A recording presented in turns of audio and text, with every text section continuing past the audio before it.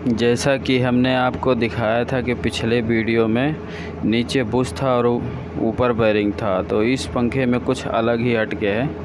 तो हम दिखा रहे हैं आपको, इसमें ऊपर बुश है और नीचे बेरिंग है। तो अभी मैं ओपन कर लेता हूं और आपको दिखाता हूं। तो ये देखिए सामने आपको दिखा रहा हूं मैं। अभी ओपन कर लेता हूं ढक्कन, और ओपन कर लिया हूं। और देखिए ये बुश है, इसमें ऊपर बुश लग रहा है और इसमें कुछ अलग ही हटके है। इस रोटर निकाल लिया मैं, और ये देखिए इसमें थोड़ा ज़रा सा आपको नज़र आ रहा होगा, इसमें पेंच लगे हुए हैं, 3 पेंच लगे हैं। इसमें एक प्लेट लगी हुई है बेरिंग के सहारे। वो पेंच मैंने अभी खोल रहा हूँ और खोल लेता हूँ, दिखाता हूँ आपको।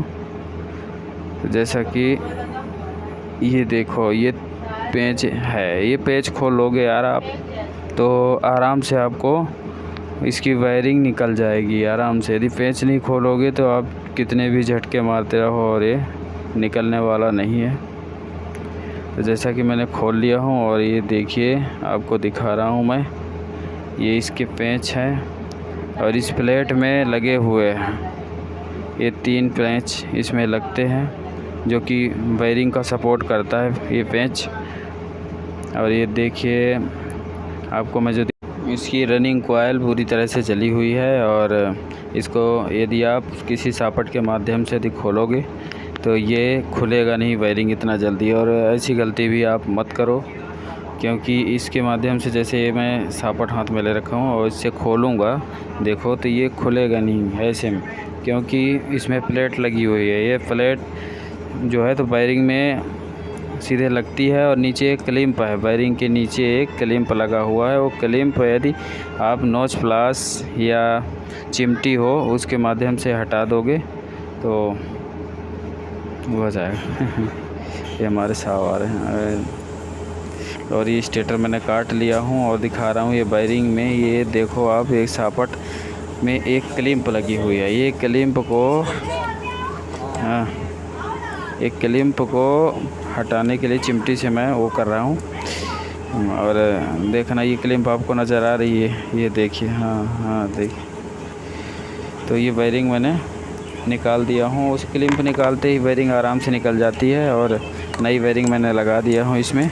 और यदि आप ऐसी गलती करोगे ना, ये सापट से ऐसे ठोक के निकालोगे तो 100% ये ख़राब हो जाएगा, क्योंकि क्लिप उसमें लगी है। क्लिप निकालना ज़रूरी होता है, ऐसे नहीं ठोकना है आपको, इसलिए मैंने बताया। और ये इसको ऐसे चिमटी के, ये क्लिप बड़ी आसानी से लग जाती है चिमटी से, और इसमें देख रहे हो ऐसे कर दो तो अपने आप निकल जाती है। और कोयल भरने से पहले ही ये, जैसा कि आप देख रहे हो, कितनी बढ़िया वेल्डिंग मशीन से हुई है, जो कि पहले इसमें देखो, इसमें पहले हाथ से वेल्डिंग किया गया था, जो कि इतना साफ़ सुथरा नहीं था।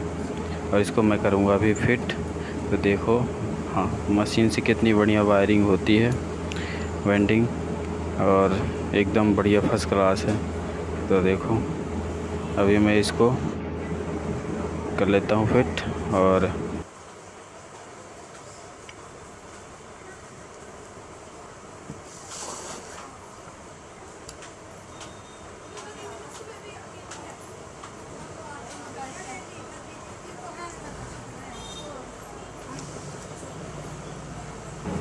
जो मैंने वो 3 पेंच खोला था, वो पेंच को वापसी तीनों को अभी लगा रहा हूँ मैं, और लगा के और टाइट कर लेता हूँ।